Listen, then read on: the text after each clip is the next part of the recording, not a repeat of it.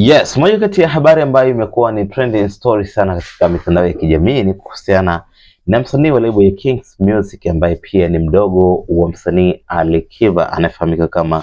Abdul Kiba, kuweza kusambaa kwa video zake ambazo zinamuonyesha alikuwa akigombana na mtu ambaye alitajwa kuwa ni mfanyabiashara wa kuuza chipsi, ambapo inaelezwa kwamba Ali Kiba aliweza kuoda chipsi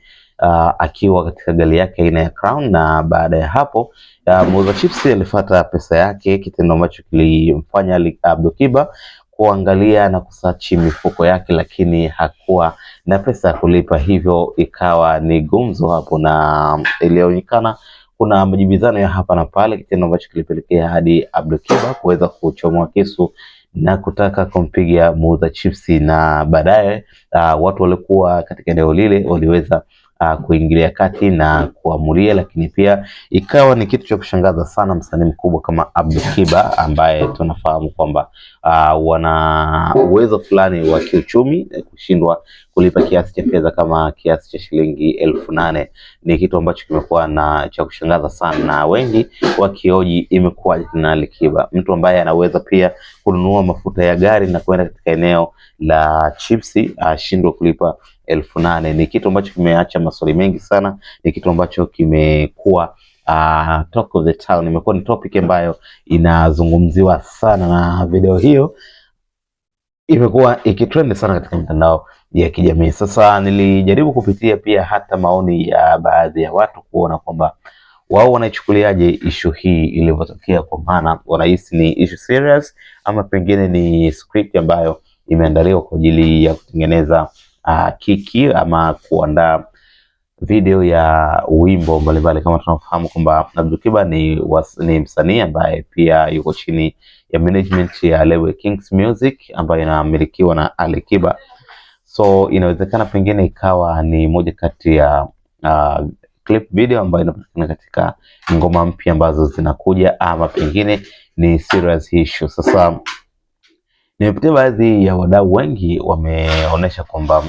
hii itakuwa ni maandalizi ya wimbo mpya ambao Abdul Kiba pengine ameshirikishwa, ama utakuwa ni wimbo wa Abdul Kiba, kwa sababu kitendo cha kushindwa kulipa shilingi 8,000 hakiingii akilini kiukweli, kwa sababu mtu ambaye ameweza kutia mafuta ya zaidi ya 50,000 60 ashindwe kulipa 8,000 ni kitu ambacho sicho. Lakini pia hata kama ingekuwa pengine hana ile cash, basi hawezi kushindwa kuwa na shilingi 8,000 katika simu ama pengine hata katika bank account, na angemwelewesha jamaa ili aweze kwenda kutoa, na angetoa na kila kitu kingekwenda sawia. Kwa hiyo wengi wamehisi kwamba inawezekana ikawa ni kiki, ama inawezekana ikawa ni moja kati ya set ambazo zipo katika ngoma mpya, video ya ngoma mpya ambayo pengine inatarajiwa kutoka very soon, and that's why wameona waweze kuitrendisha sehemu hiyo ili watu wawe attention kusubiri nini kinakwenda kutokea baada ya siku kadhaa. So hayo ndio yamejiri katika mitandao ya kijamii, Abdul Kiba kushindwa kulipa shilingi 8,000 na kugombana na muuza chipsi, na baadaye kuweza kumtolea kisu na watu kuamulia, na video yake kusambaa mitandao. Imekuwa ni gumzo sana, imekuwa ni topic ambayo inazungumziwa kwa marefu sana katika mitandao ya kijamii. Wewe una maoni gani kuhusiana na taarifa hii na video hiyo? Kama umeiona, unahisi ni kweli Abdul Kiba ameshindwa kulipa kiasi hicho cha fedha, ama